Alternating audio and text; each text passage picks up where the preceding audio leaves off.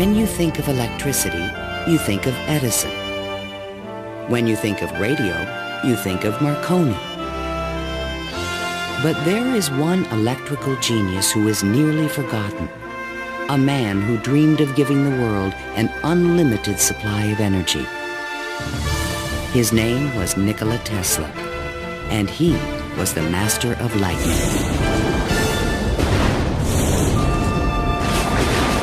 This program was made possible by contributions to your PBS station from viewers like you. Thank you.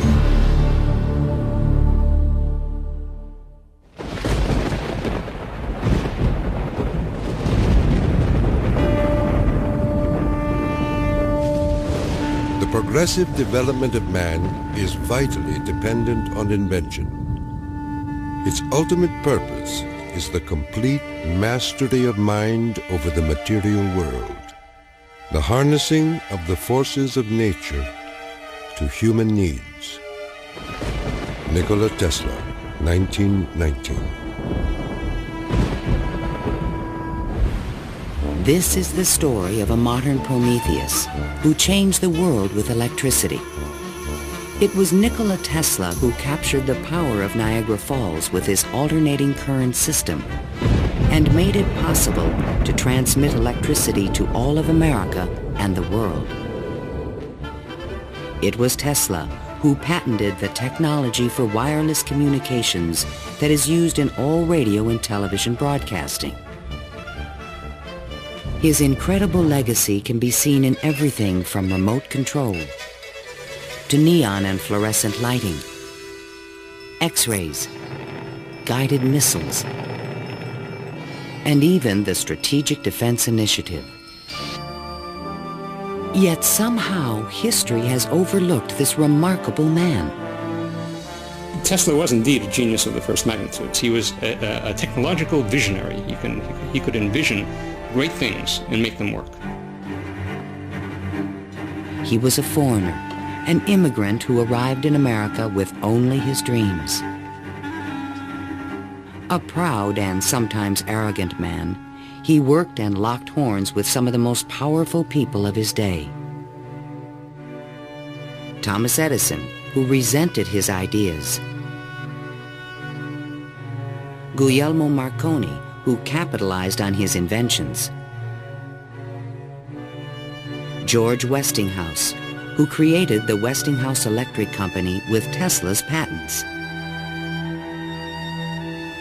And the great financier, J. Pierpont Morgan, who supported and then abandoned him. At the height of his career, Tesla was one of the most famous men in the world. His inventions helped America grow into a powerful industrial nation. His ideas created billion-dollar corporations. But Tesla was not a practical man. Always driven toward the next great breakthrough, he failed to protect his commercial interests. In the end, others made fortunes with his inventions, and he wound up penniless and rejected. Money does not mean to me what it does to other men. All my money has been invested in inventions to make man's life a little easier. He was a visionary genius. There aren't many of them. And he was willing to give his life to his visions. We have to evolve means for obtaining energy from stores which are forever inexhaustible. What I intend to show you now, step by step, is how I finally reached my dream.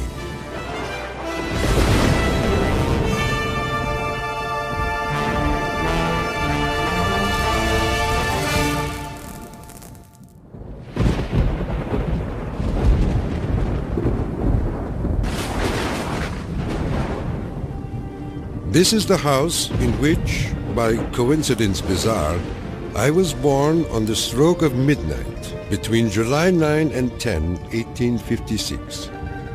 A fierce electrical storm raged that night.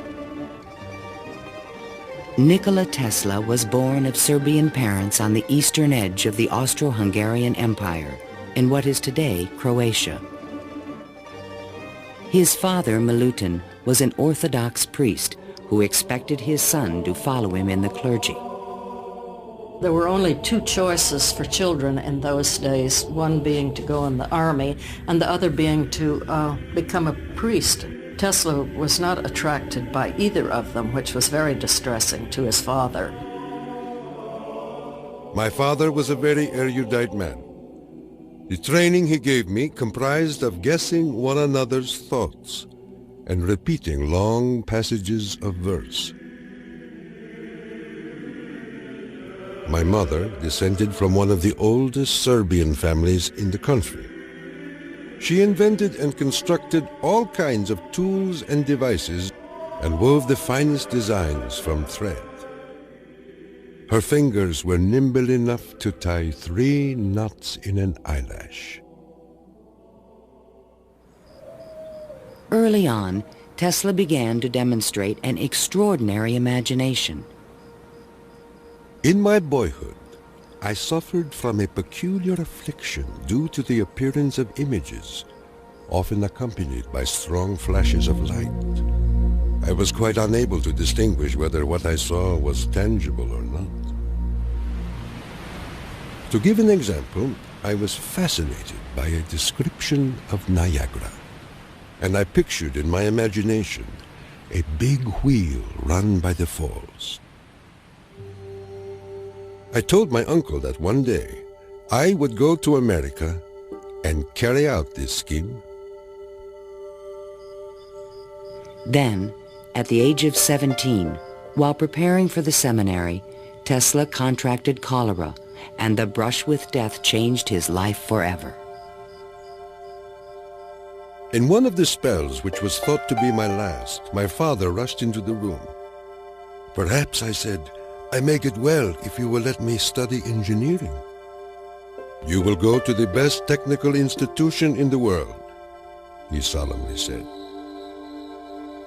I came to life like another Lazarus, to the utter amazement of everyone. In 1877, at the age of 21, I traveled to Graz, Austria to begin my college education. Here, I quickly became obsessed with the science of electricity. I wanted to know more of this wonderful force. Every spark produced 1,000 echoes in my brain. In 1831, in England, Michael Faraday had discovered the principle of electromagnetic induction, which made it possible to generate electricity. Faraday discovered that if you have an electric circuit in a changing magnetic field, it would induce an electric current to run in the wire. So this was the invention of the method of creating oscillating or AC electric currents. And it was that invention that Tesla later harnessed into the electrical system that drives our civilization. Early electric motors operated on direct current electricity, but required a system of sparking connections to induce a rotary effect in the machine.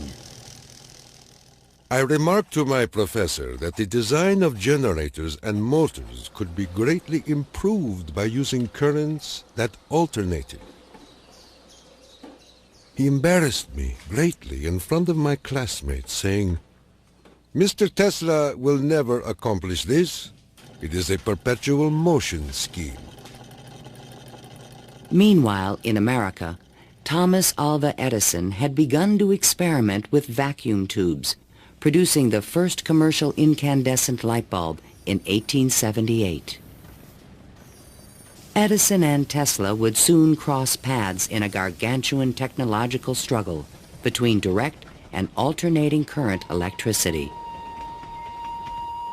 In 1880, Tesla moved to Budapest, where he found employment with the Central Telegraph Office. Here, his idea for an AC motor began to haunt him. In my room, I could hear the ticking of a watch with 3 rooms between me and the timepiece. A carriage passing at a distance of a few miles fairly shook my whole body. The whistle of a distant locomotive vibrated so strongly in my ears that the pain was unbearable. To recover from these attacks, I took long walks in the city park. One afternoon, which is ever present in my recollection, the sun was just setting and reminded me of Goethe's glorious passage. The glow retreats. Done is the day of toil. Upon its track to follow soaring. As I uttered these inspiring words, the idea came to me like a lightning flash. I fell to my knees and drew a diagram in the ground. Tesla perceived a whirling field of energy. He suddenly knew he could recreate this rotating field by powering the coils of a motor in different steps or phases, like the pistons of an engine. The resulting forces of magnetic attraction and repulsion would literally twist the rotor in a circle, the electrical equivalent of the wheel. And all this was accomplished with alternating currents. It would soon turn the wheels of industry around the world. The strength of Tesla's mind was almost certainly in this sense of visualization, be able to see things move in front of him. You see, it was not a perpetual motion scheme.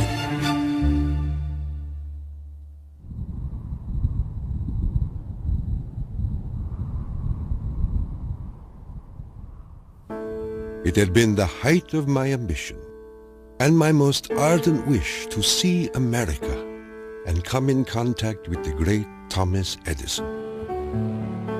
Accordingly, I undertook the voyage, and after losing my money and tickets and passing through a series of mishaps, including a mutiny in which I almost lost my life, I landed on these blessed shores with 4 cents in my pocket. Tesla arrived in New York on June 6, 1884. A 28-year-old immigrant, he was filled with dreams of success in this strange new land. In his pocket, he carried a letter of recommendation from Charles Batchelor, one of Edison's associates in Europe. My dear Edison, I know 2 great men, and you are one of them. The other is this young man. Tesla came to America because he had tried to get his alternating current motor produced in Germany, and I believe in France as well, without any success. And he realized that there was probably only one person in the world who could help him with it, and that was Thomas Edison. New York had had electricity since the late 1870s. Edison installed his first DC power station on Pearl Street, near the financial district, in 1882.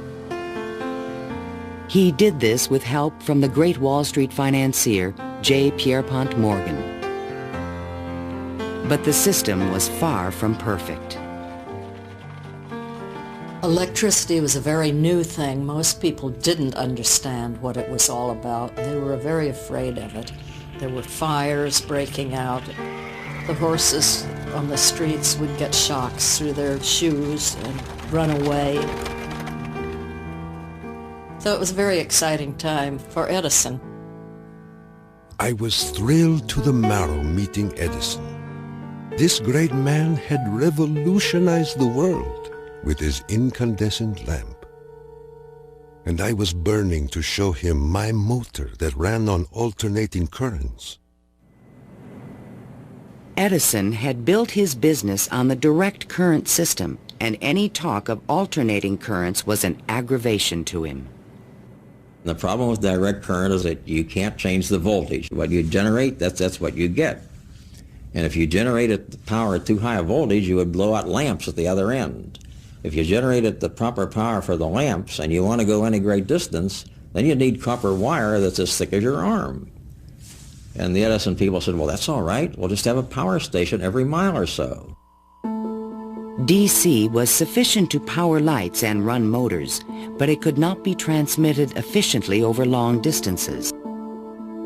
By raising and lowering the voltage, AC could solve the problem of distance, but a working AC motor did not exist. In spite of their differences, Edison hired Tesla to improve the performance of his DC generators. Tesla said he was promised $50,000 if he was successful. The offer seemed too good to be true. I entered the Edison Machine Works, where I undertook the design of DC dynamos and motors. My regular hours were from 10:30 a.m. till 5 a.m. the next day. When I completed the task, I went to Edison for payment, and he laughed. Edison was very amused by this. Said, "You just don't understand our American sense of humor, Mr. Tesla." So Tesla had had enough by that time, and he picked up his hat and walked out. Tesla paid dearly for his pride. I lived through a year of bitter tears and hard labor, digging ditches for Edison's underground cables. But he was still determined to develop his AC motor. With help from a group of investors, he opened a laboratory on Liberty Street, only a few blocks from Edison's offices. There, he began to assemble a prototype of the motor he had envisioned 7 years earlier. Along with it, he developed all the components of the system of AC power generation and transmission still used today. In May of 1888, Tesla was ready to unveil his motor to the world. The subject which I now have the pleasure of bringing to your notice is a novel motor which I am confident will at once establish the superior adaptability of alternating currents.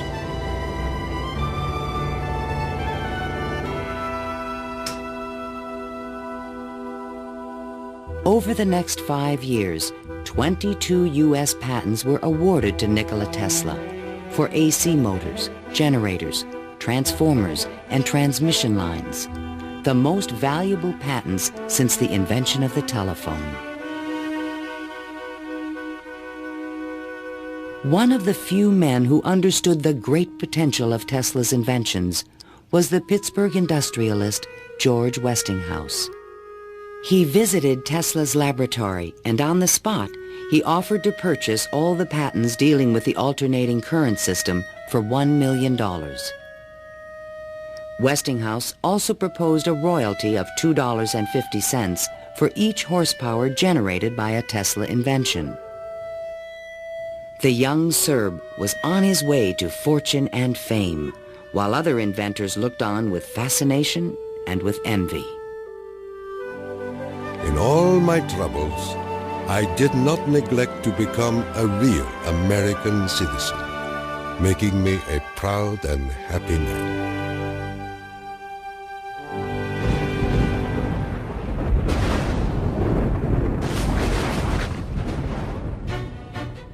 During the late 1880s, Edison began a negative media campaign to discredit the alternating current system of electricity being developed by Westinghouse and Tesla. It became known as the War of the Currents. My personal desire would be to prohibit entirely the use of alternating currents. They are as unnecessary as they are dangerous. Edison employees demonstrated the dangers of alternating current by electrocuting animals in public demonstrations. Just as certain as death, Westinghouse will kill a customer within 6 months after he puts in a system of any size. None of his plans worry me in the least. An Edison associate suggested using alternating current as a means of executing criminals. A test took place at New York's Auburn State Prison in 1890. Several gruesome attempts were required to kill the victim. disgusted witnesses claimed his spinal cord burst into flame. The infliction of the death penalty is not only barbarous and inhuman, but unnecessary as a factor in the scheme of modern civilization. The War of the Currents came to a dramatic head in 1893. The Columbian Exposition in Chicago was to be the first World's Fair lighted by electricity. The Edison Company, the Thomson-Houston Company, they all got together and formed General Electric Company, 1892. And one of the first things they did, of course, was put in a bid for the job at the fair. Their bid was roughly $1 million. The Westinghouse bid was about $500,000, and naturally, Westinghouse got the job. In retaliation, GE refused to sell Westinghouse any of their Edison light bulbs. And they got some judge to say that Westinghouse couldn't use any one-piece lamps of any description at the fair. Westinghouse frantically devised a two-piece stopper lamp by fair time and saved the day. Now Tesla had a chance to make history in Chicago. His large AC generators would supply all of the fair's electricity and prove that his system would work on a large scale. On May 1st, 1893, 100,000 eager spectators filed into the fairgrounds, awed by the gleaming neoclassical architecture. Night fell. President Grover Cleveland pressed a button, and the fairgrounds exploded with brilliant tube lighting and multicolored searchlights. The most incredible display of lighting the world had ever seen.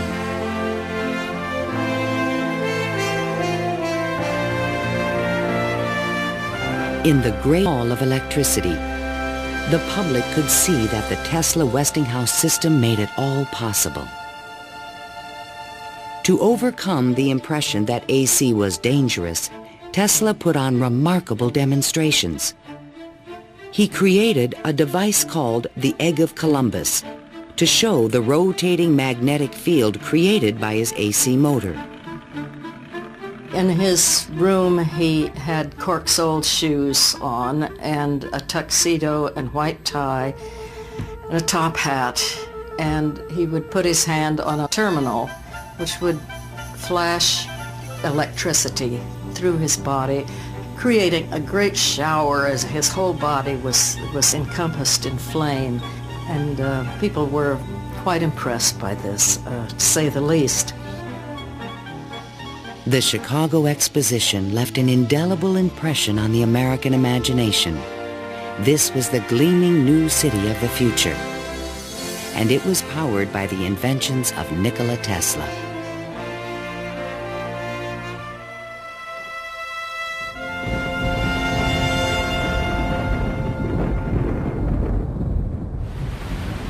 Since childhood, Tesla had dreamed of harnessing the power of the great natural wonder called Niagara Falls. The famous British physicist Lord Kelvin was now head of an international commission to find a way to use the fall's power. He had sent a cable to all the other members of his commission, and it said, "Trust you avoid the gigantic mistake of alternating current." But all this dramatically changed when Lord Kelvin attended the Chicago Exposition and saw the AC system in operation. A contract was immediately awarded to Westinghouse Electric to power the mighty cataract with AC. The technical challenge was daunting. The Niagara plan called for 3 5,000 horsepower alternators, the largest generators ever made. Tesla and Westinghouse engineers had heated disagreements about the operating frequency. Even when the system was finally installed, Tesla was the only person who was certain it would operate. The technical details have been completely worked out. All that now remains is for the switch to be thrown. In 1896, The system went online, and the electrical age began. The waters of the upper Niagara turned enormous water turbines connected by shafts to the massive 5,000 horsepower generators. The current from the generators was stepped up with transformers to 22,000 volts and sent out over long-distance lines, then stepped back down to light municipalities and power motors of Tesla's design. The Niagara Falls Gazette proclaimed, "This morning, the streetcars of this city are moving by Falls power. Hereafter, the Falls must work to earn their living." Imagine my surprise when 30 years later I saw my boyhood plan carried out at Niagara and wondered at the unfathomable mystery of the mind.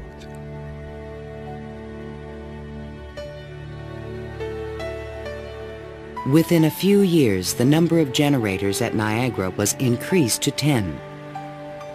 By the turn of the century, the power lines stretched 360 miles to New York City. The War of the Currents was over, and Tesla was the winner. By the time Tesla effectively arrives on the scene with his motor, Edison is out of the business.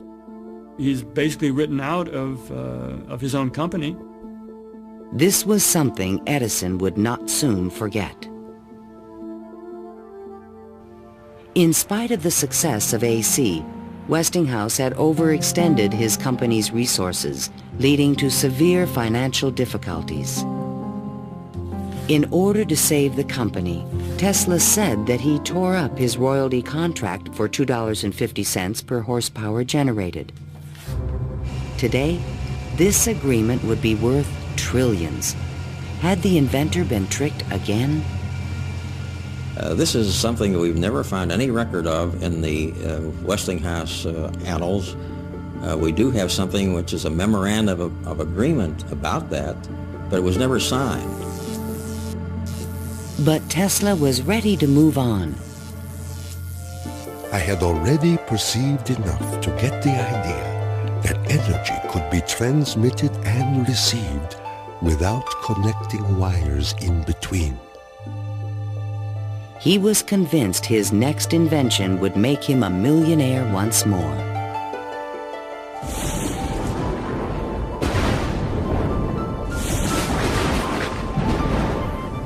My services with Westinghouse being no longer essential, I resumed experimental work in a laboratory on Grand Street, where I began immediately the design of high-frequency machines. Following the success of Niagara, Tesla was at the height of social acclaim.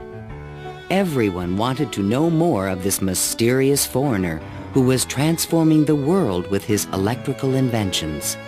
So far as personal appearance goes, no one can look upon him without feeling his force. His cheekbones are high and prominent, the mark of the Slav. His eyes are blue, deeply set, and they burn like balls of fire. Franklin Chester, the Citizen. Why was he so well known and so popular? It's because the technological advances that he made were so directly related to the relief of the drudgery that people had to endure in their work lives. They could see what he did helped them personally.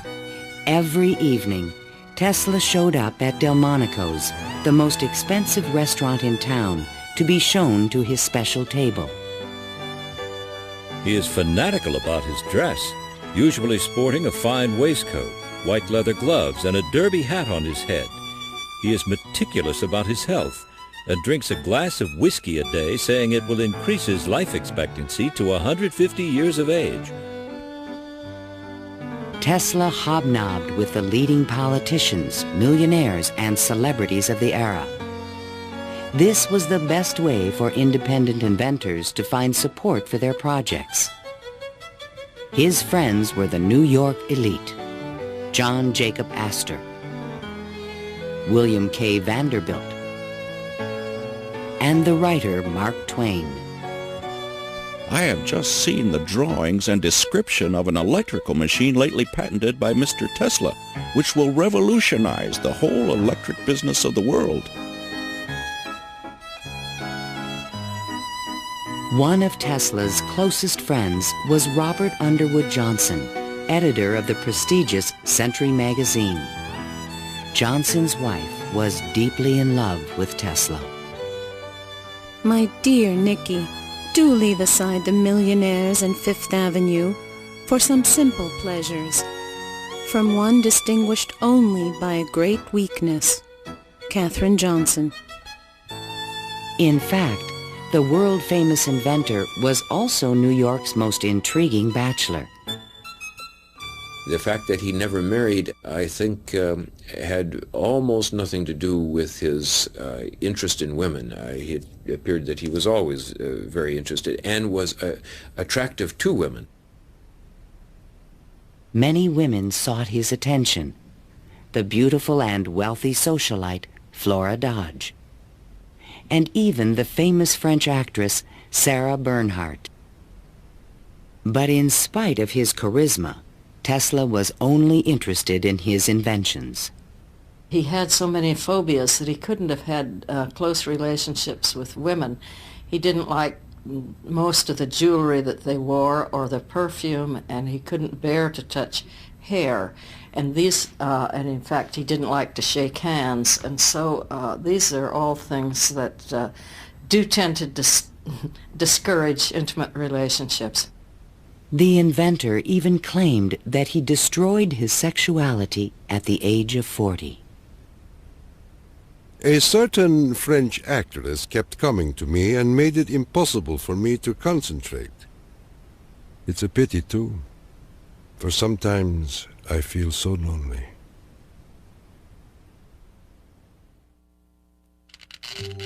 Throughout the 1890s, alongside his work on AC power technology, Tesla was also experimenting with high-frequency electricity.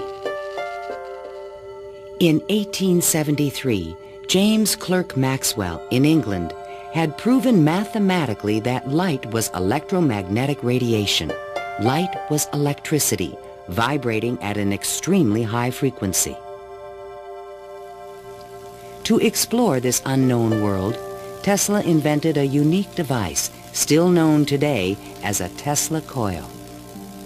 The Tesla coil is an instrument that can step up voltages to high voltages at high frequencies.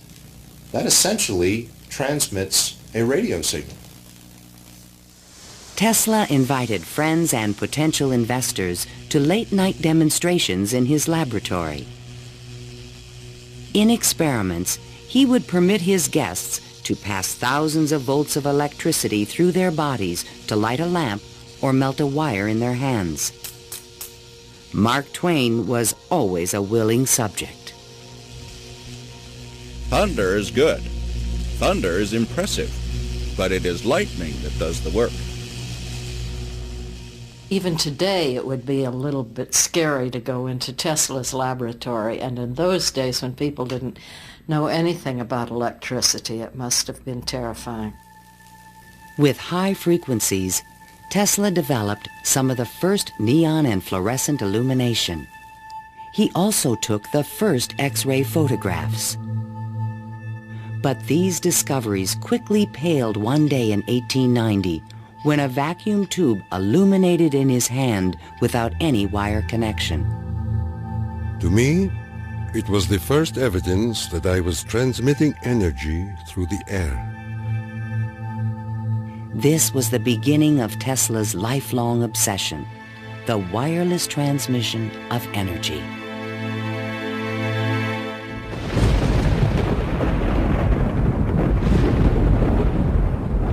In 1892, Tesla was invited to Europe to present the results of his high-frequency experiments.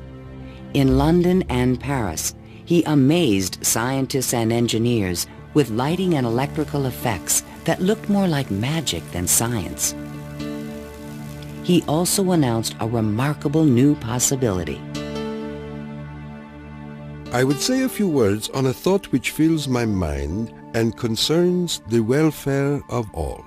I mean the transmission of intelligence and even power without the use of wires.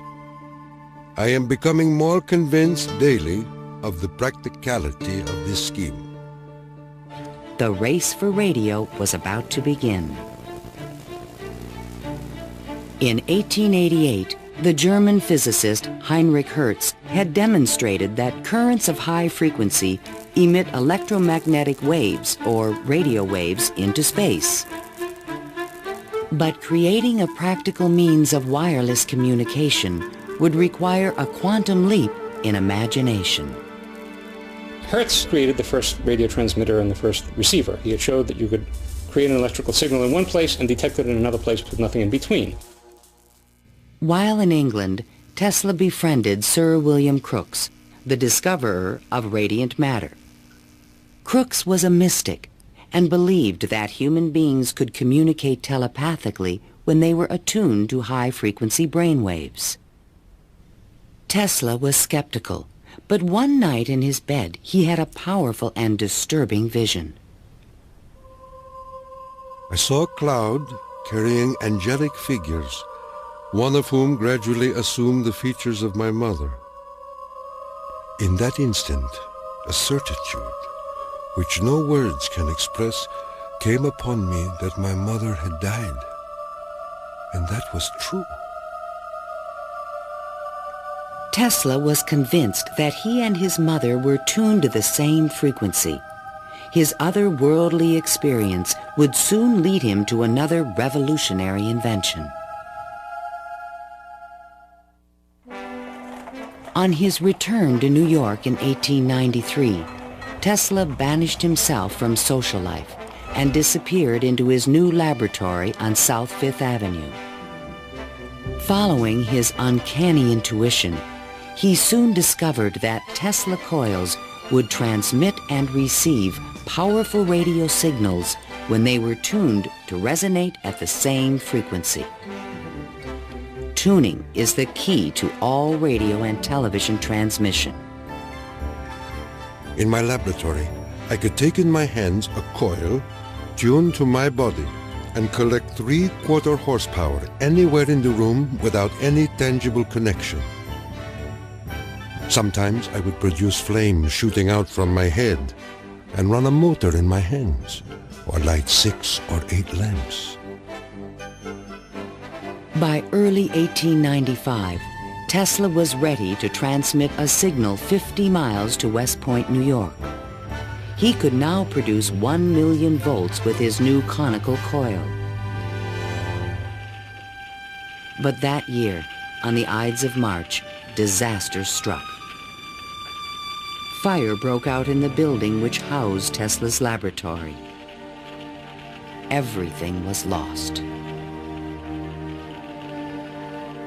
Utterly disheartened and broken in spirit, Nikola Tesla, one of the world's greatest electricians, returned to his room in the Gerlach yesterday morning and took to his bed. He has not arisen since.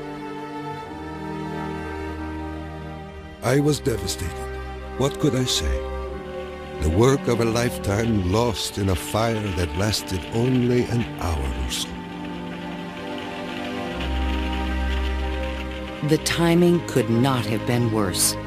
In England, a young Italian experimenter named Guglielmo Marconi had been hard at work and created a device for wireless telegraphy. Concerned that Marconi would exploit his ideas, Tesla opened a new laboratory and rushed to complete his own system for wireless communication. This patent, filed by Tesla in September 1897, is the fundamental technology for radio. But it would be 50 years before Tesla got credit for his invention. Various people in various different countries had the idea of exploiting this as a means of communication. But I think Tesla was the one with the real vision, in which you would broadcast signals on a definite carrier frequency, and then you would have a series of antennas that were sensitive to one frequency only, tuned to a certain frequency, and would detect just one of these signals and make an intelligible transmission. And once again, his vision describes the world that we live in.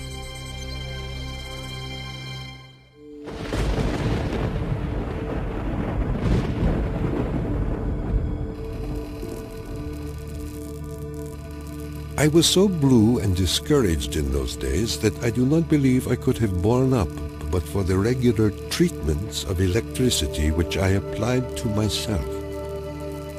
It puts into a tired body what it needs most, life force. Following the destruction of his laboratory, Tesla developed a deeper interest in Eastern thought and spiritualism. Mr. Tesla was charmed to hear about the Vedantic prana and Akash and the Kalpis, which he claims are the only theories modern science can entertain. Inspired by the Hindu teacher Swami Vivekananda, Tesla began to look at the universe as a symphony of vibrations and waves. We are whirling through endless space with an inconceivable speed. Everything is spinning. Everywhere there is energy. There must be some way of availing ourselves of this energy more completely. In 1898, an unusual experiment took place in Tesla's laboratory. He attached a small mechanical oscillator to an iron pillar. Precisely timed pulses from the device made the entire building tremble. Windows started crashing around the area, and he, being at the epicenter, didn't notice anything happening until some police came bursting into his laboratory. It was just at the moment where he'd picked up a sledgehammer and broken the oscillator. He just said to the policemen that how too bad that they had just missed an interesting experiment. Tesla was, I would say, obsessed with frequency, the notion of resonance. The story where he takes the device and puts it on the girder in his office and, gets the frequency of the building and supposedly, it's an apocryphal story, I'm sure, but it gets right at the core that, hey, if I've got the right frequency, I can move the world. And indeed, he talks about the frequency of the earth, and that if he can do that, he can, almost literally split the earth in half. Meanwhile, Marconi was doing more practical things and succeeded in transmitting a signal 5 miles on the Salisbury Plain in England. Not to be outdone, Tesla decided to introduce an entirely new invention. In a specially constructed pool, potential backers were amazed to see the inventor controlling the motions of a small mechanical boat with no wires attached to it. This was the world's first radio-controlled device. The machine even seemed to think. Someone threw out the question, what is the cube root of 64? And 4 flashes came back. The audience was so surprised, Tesla had to remove the lid to prove no one was inside. Tesla developed his radio-controlled boat in 1898 and patented it and thought it was an armament for war. He rationalized this as a means of ending war. The military who looked at it thought it was too complicated and vulnerable. Soon after the demonstration, Mark Twain wrote from Austria. Dear Mr. Tesla, have you the Austrian and English patents on that destructive terror which you have been inventing, and thus make war henceforth impossible? If so, won't you set a price on them and commission me to sell them? Sincerely yours, Mark Twain. But I have no desire to be remembered as the inventor of a purely destructive device. I prefer to be remembered as the inventor who abolished war. That will be my highest pride.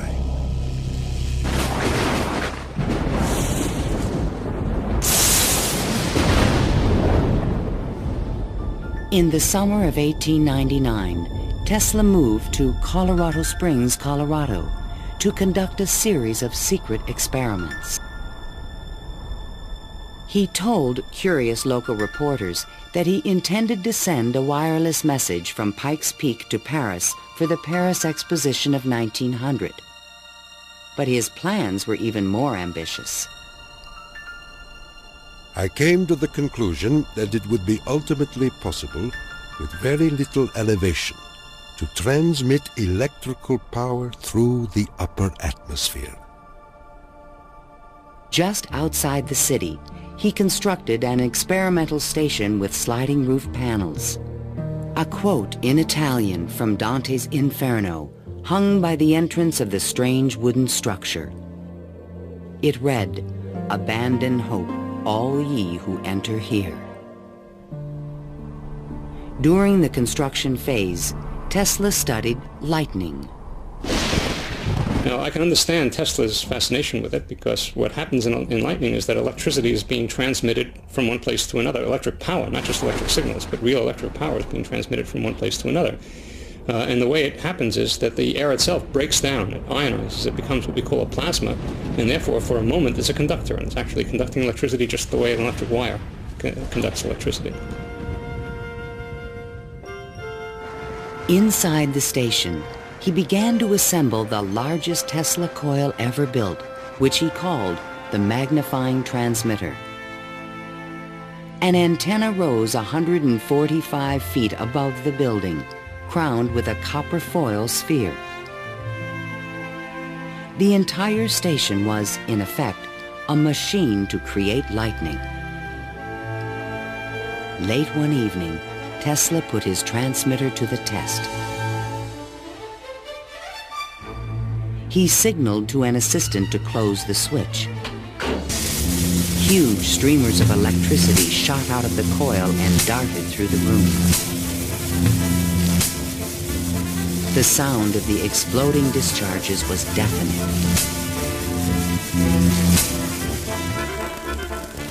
Outside, above the building, bursts of artificial lightning, more than 100 feet long, began to shoot out at the ball atop the antenna. Its thunder could be heard 20 miles away in the small mining town of Cripple Creek.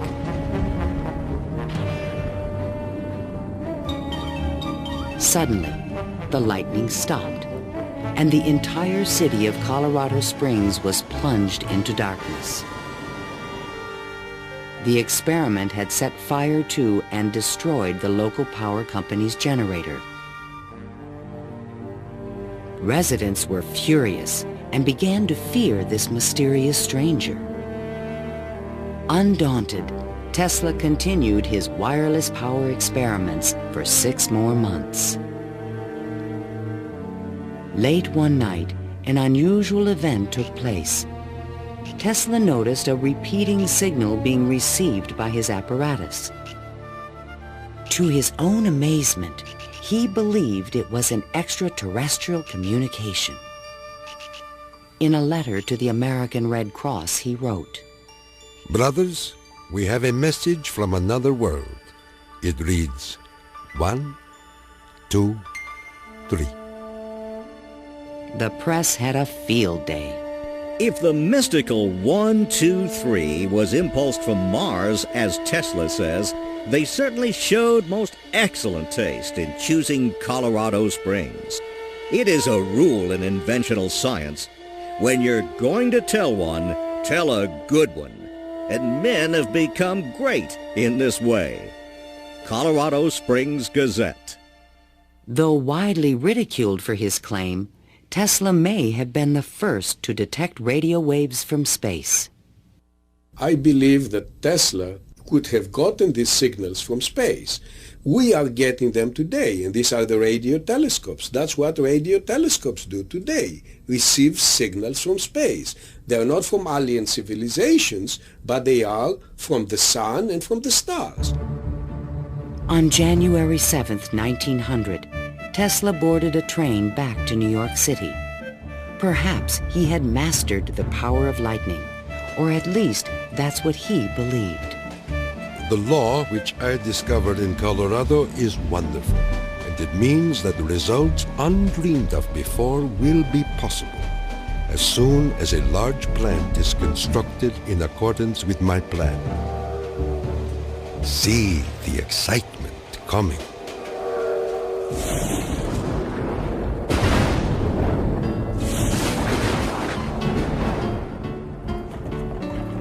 When Tesla arrived home, it was a brand new century.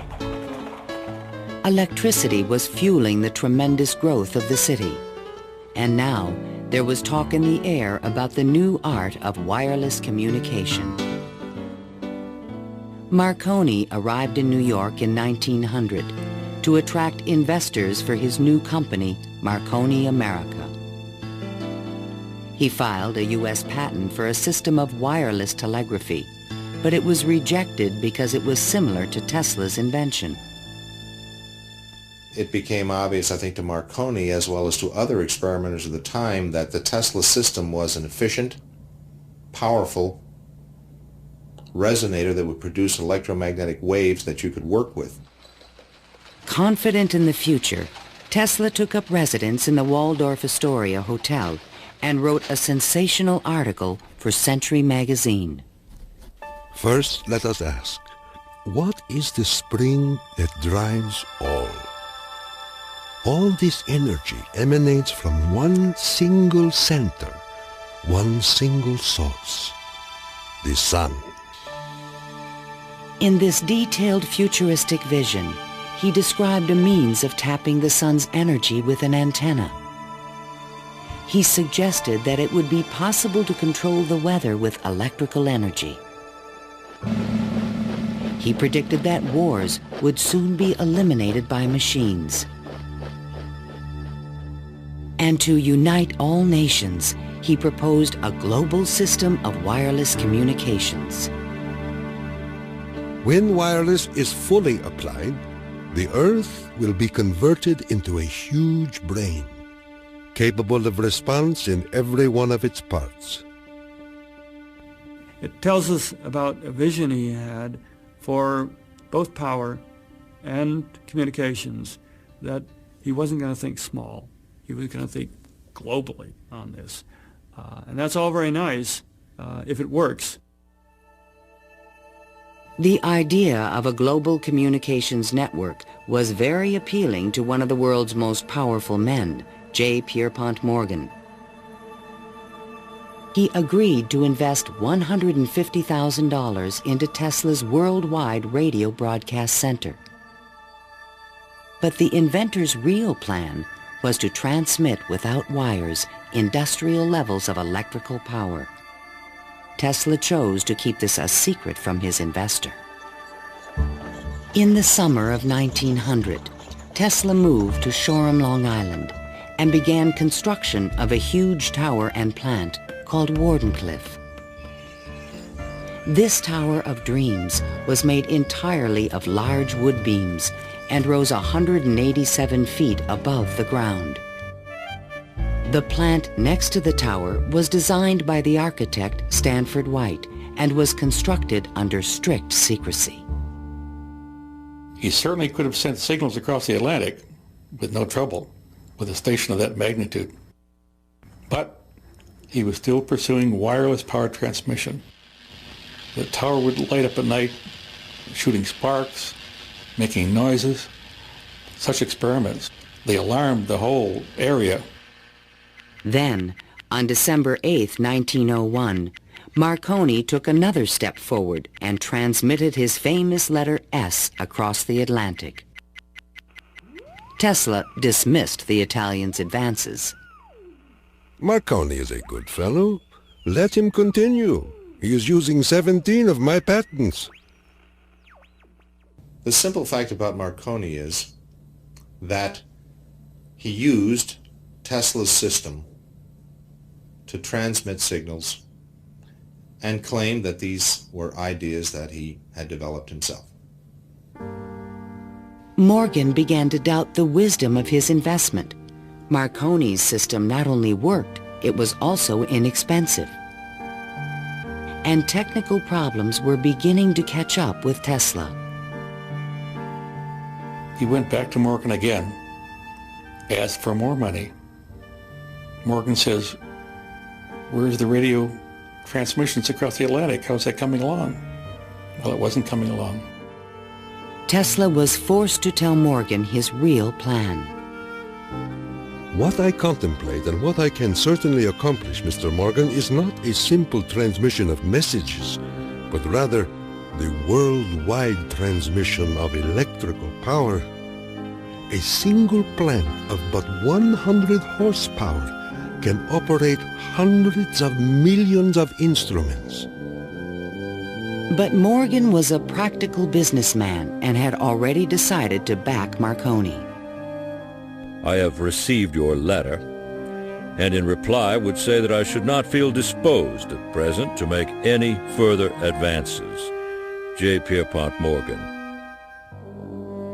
Word spread rapidly that the investor had pulled out of Wardenclyffe, and Tesla was financially ruined.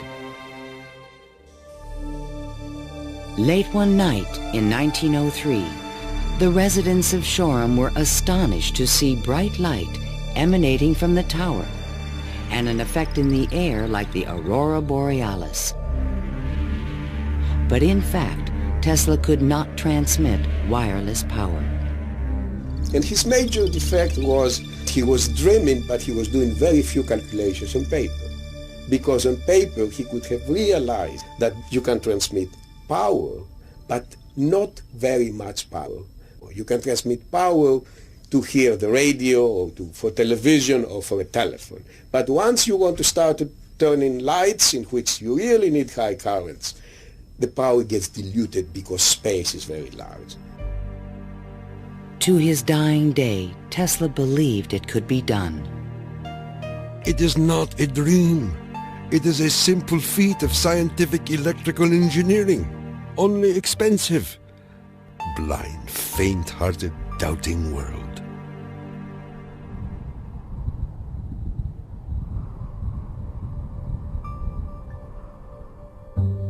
Wardenclyffe marked a turning point in Tesla's career. Like a modern Prometheus, he had reached too high and failed. In 1904, the U.S. Patent Office suddenly reversed its previous decisions and gave Marconi a patent for radio. 1 year later, Tesla's fundamental AC patents expired. Now the inventions that powered the world could be used by anyone free of charge. The public didn't realize that he had made this invention that had made billionaires out of corporations, and that he himself was broke. With no money to carry on his work, Tesla began to sink into an isolated world. He was totally disinterested in business. I think it not necessarily bored him, but he didn't make the relationship between the importance of business and the importance of his invention and discovery. Occasionally, he was seen in public parks feeding the pigeons. These are my sincere friends. Tesla's melancholy turned to anger in 1909 when Marconi was awarded a Nobel Prize. Mr. Marconi is a donkey. The question of Tesla and radio is certainly a very interesting one. It's clear that Tesla, in terms of certain basic notions of radio, was very early, if not first, in expressing them and even of getting of taking them to the patent stage. In desperate need of money, Tesla brought suit against the Marconi company, claiming that his patent rights had been infringed. But he lacked the resources to wage a legal battle with a large corporation, and ultimately gave up. Marconi had received the Nobel Prize for work that Tesla correctly believed to be his own. I suppose everything is fair in wireless as in warfare. In 1915, the Nobel Prize entered Tesla's life once again. The Swedish government has decided to distribute the Nobel Prizes next week as follows. Physics, Thomas A. Edison and Nikola Tesla. Even Tesla was surprised by the front-page announcement in the New York Times.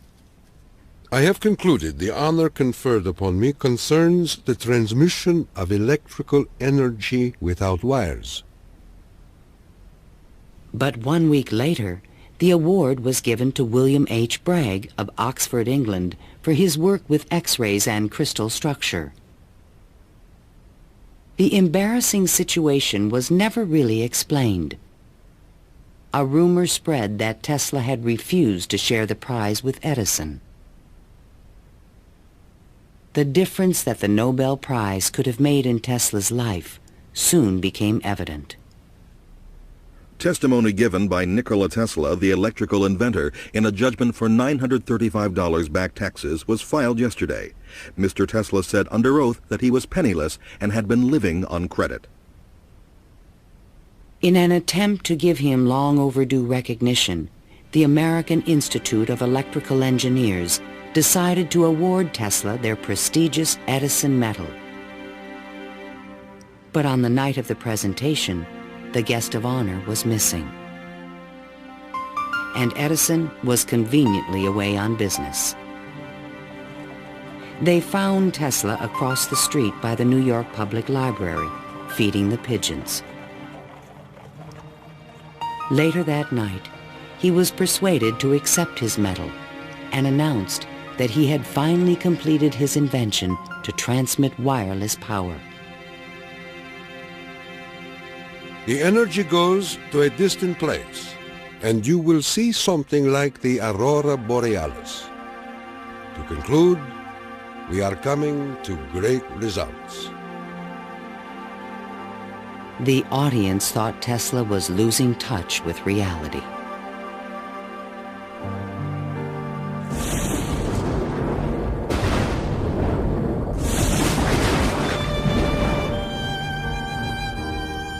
I refuse to accord to some small-minded and jealous individuals the satisfaction of having thwarted my efforts. These men are nothing more to me than microbes of a nasty disease. Well, by that time, you know, Tesla had ceased to have any financial means. He was virtually dependent on being helped by hotels and people that he knew. He began to bring injured birds back to his hotel room to nurse them.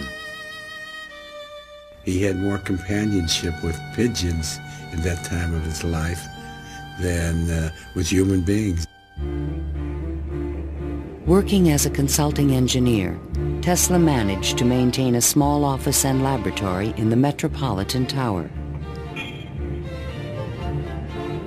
To change his thoughts, he frequently attended movies in Times Square. Here he could see his futuristic ideas appearing on the screen. But his ideas were only accepted in science fiction movies and magazines.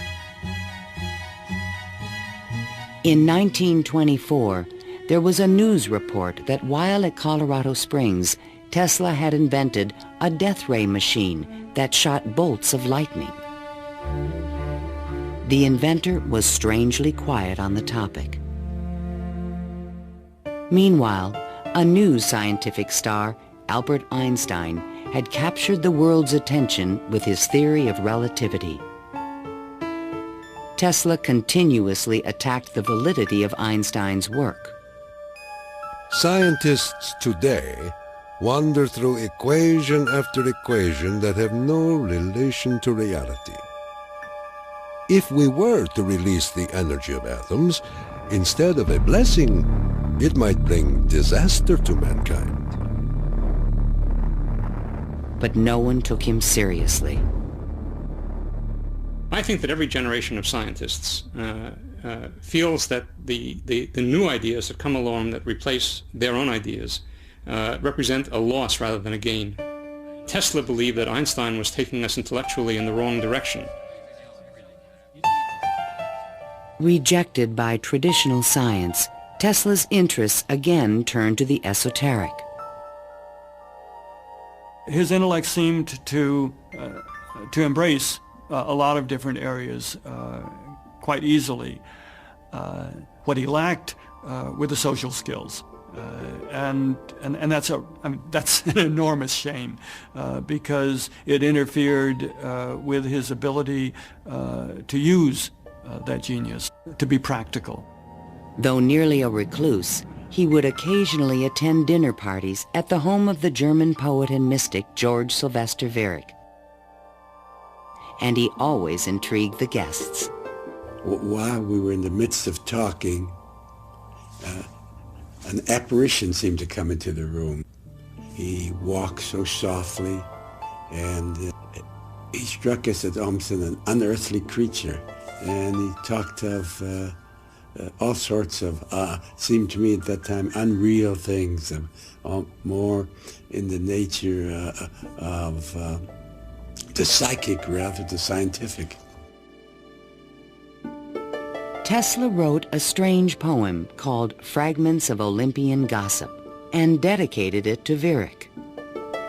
While listening on my cosmic phone, I caught words from Olympus blown. The latest tells of a cosmic gun. To be pelted is very poor fun. The meaning of the poem would soon be explained.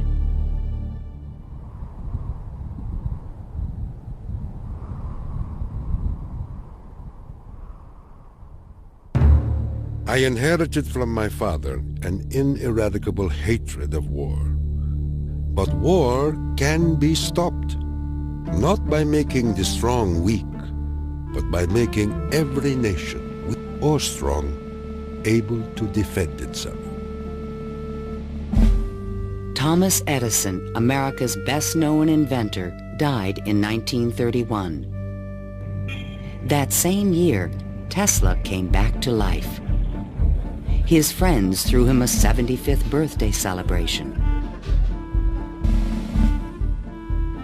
Time magazine put his picture on the cover. Letters of admiration poured in from scientists around the world, including a generous Albert Einstein. I congratulate you for your great success on your lifetime task. Basking in the attention, Tesla announced at a press conference that he had discovered a completely new source of power. The idea, when it first burst upon me, was a tremendous shock. And let me say that it has nothing to do with releasing so-called atomic energy. I think that a lot of the proposals that he made in his later life were so esoteric as to be impractical in that time and even in the current time. When the Nazis rose to power in Germany, Tesla decided that the time was right to reveal his new source of power, a man-made form of lightning called teleforce that could shoot an airplane from the sky. Nikola Tesla, electrical wizard and radio pioneer, announced that he was working on a machine to create a powerful electrical death beam which could wipe out armies in a flash and destroy huge fleets of ships or planes. The concept of using lightning bolts as a weapon certainly is millennia old. It goes back at least to the ancient Greeks. Think of Zeus throwing lightning bolts. The main contribution that Tesla had was to come up with a true scientific, rational, at least concept of coming up with controlling these lightning bolts and projecting them over long distances. Tesla had experimented with this idea while at Colorado Springs. Now he intended to build it on a large scale. His plan was to charge small particles of tungsten or mercury, then accelerate them with lightning force through a special gun with one end open to the atmosphere. Tesla's death beam stirred the public's imagination when it was featured in a Superman cartoon, the Electro-Euthanasia Ray. but the idea was more than science fiction.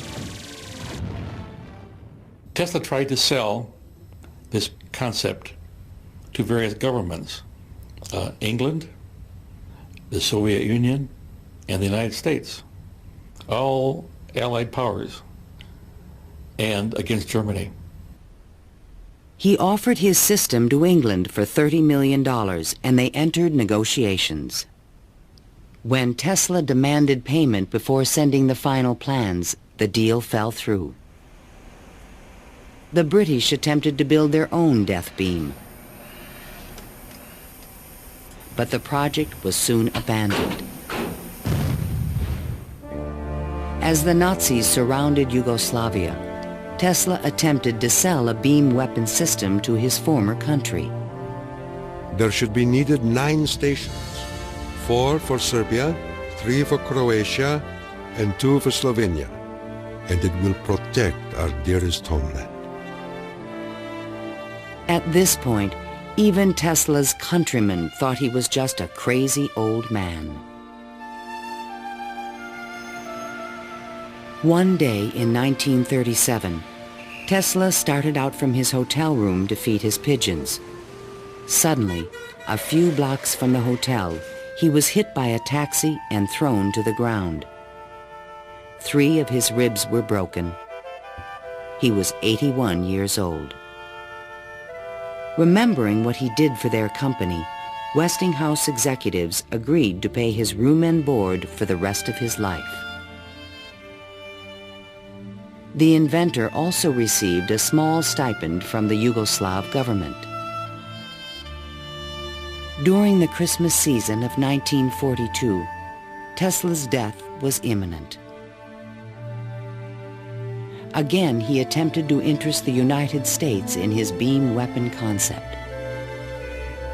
At the recommendation of 2 government engineers, a meeting of high-level officials was scheduled at the White House for January 8, 1943, to consider his plans.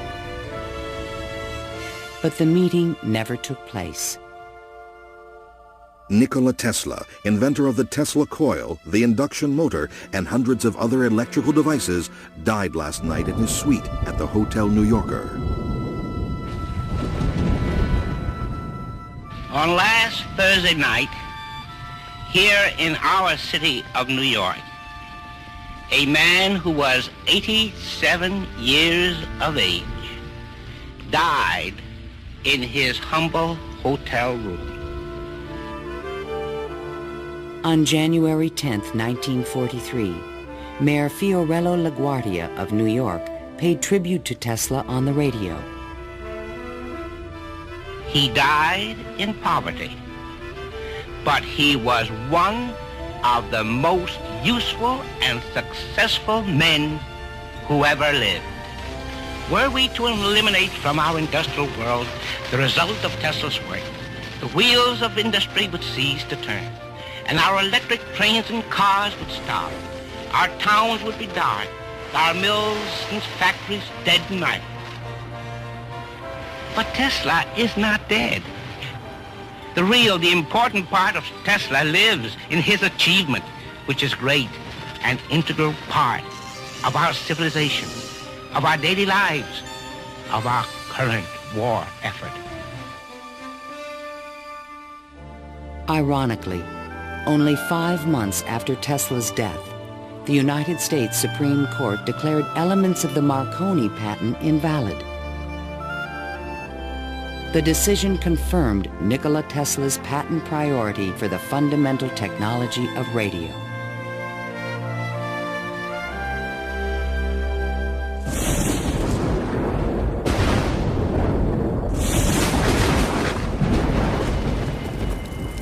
Unknown subjects, equipment, experiments, and research of Nikola Tesla, deceased, espionage.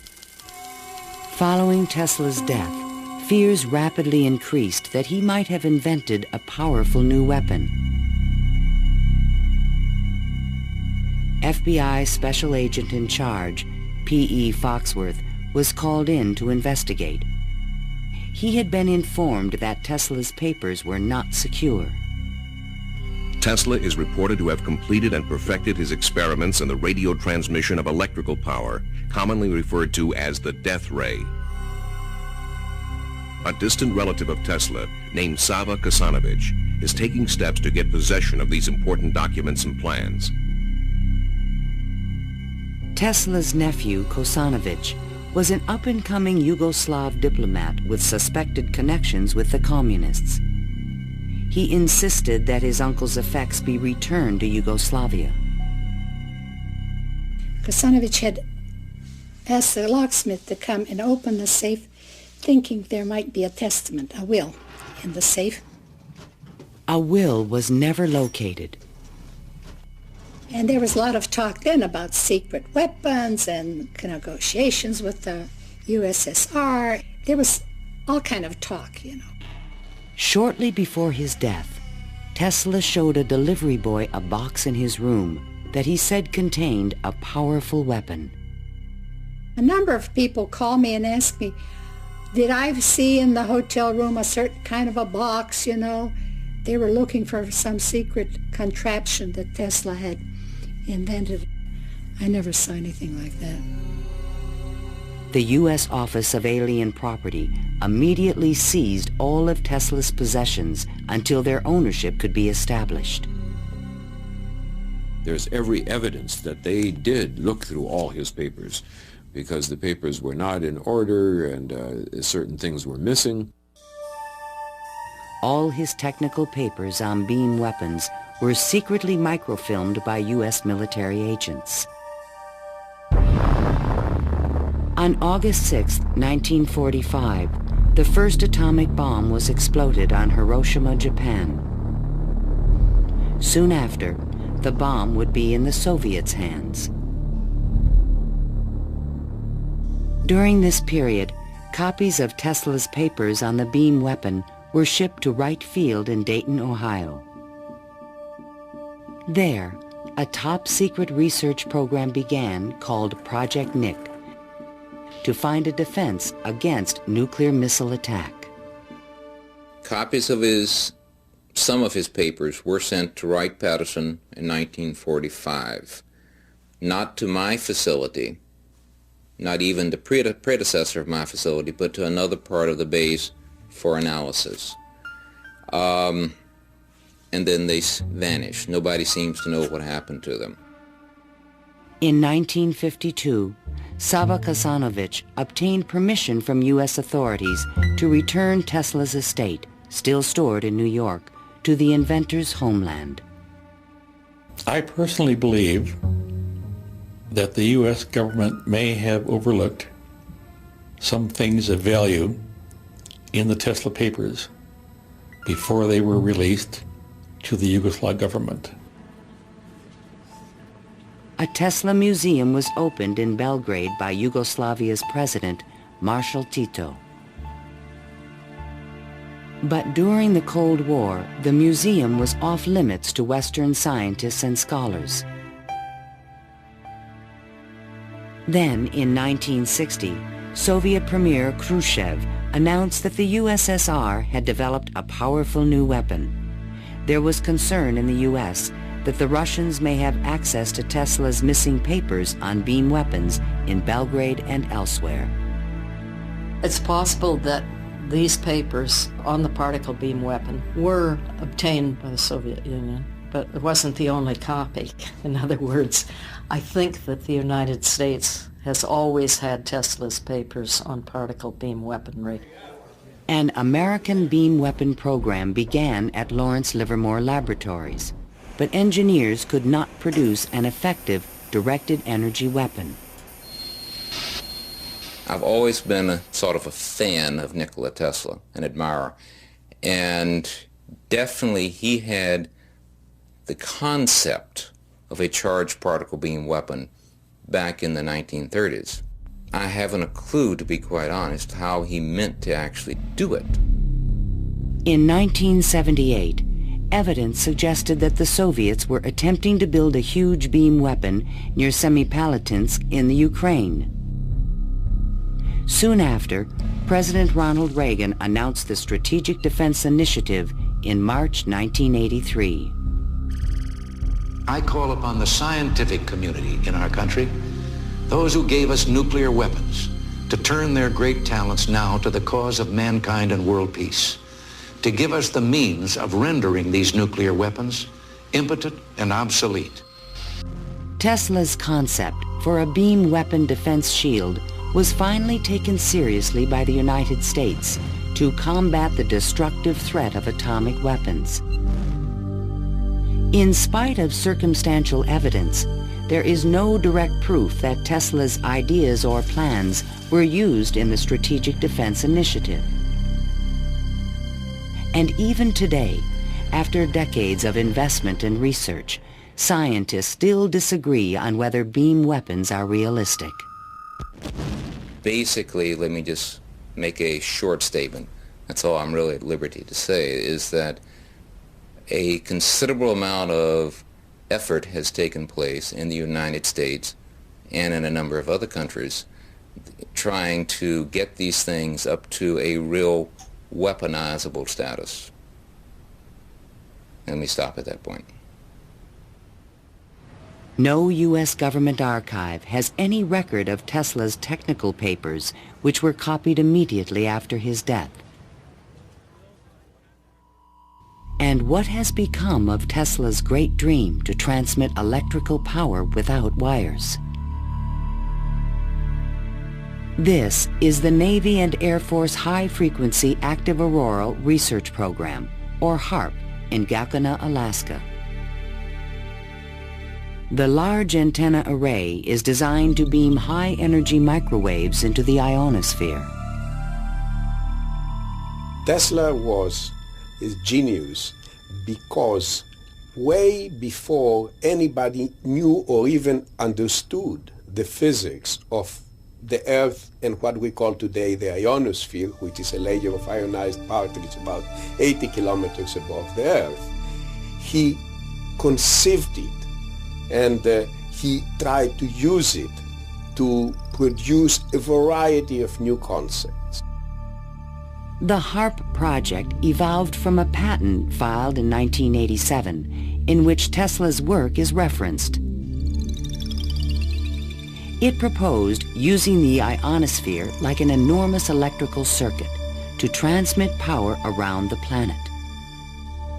It even described a means of changing the weather by superheating portions of the upper atmosphere with microwave energy. Tesla proposed that it might be possible to modify the weather by using radio waves. I believe that this is impossible. Ionospheric modification is still in its early experimental stages, but microwave technology has already made it possible to transmit wireless power with the use of satellites. We go to Alaska, and in Alaska there is natural gas. In order to send it somewhere, you have to create a pipeline. That's very expensive. So we said, all right, let's go into Alaska, create microwaves from the natural gas, send them to a satellite at a particular geosynchronous orbit, put a reflector there, and send it to Japan. And in Japan now, you get the antenna, which transforms these microwaves into 60 hertz, and you get electricity. So you make essentially Tesla's dream. The scientific man does not aim at an immediate result.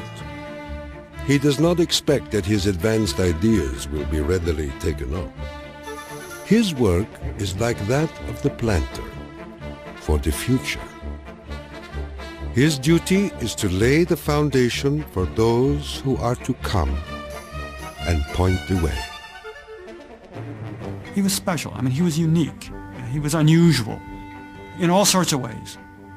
And if we are to understand our own creativity, our own ability to invent, there's an awful lot to be learned by studying the way in which he created. The day when we shall know exactly what electricity is will chronicle an event probably greater, more important than any other recorded in the history of the human race. Then it will be a mere question of time when men will succeed in attaching their machinery to the very wheelwork of nature. See the excitement coming.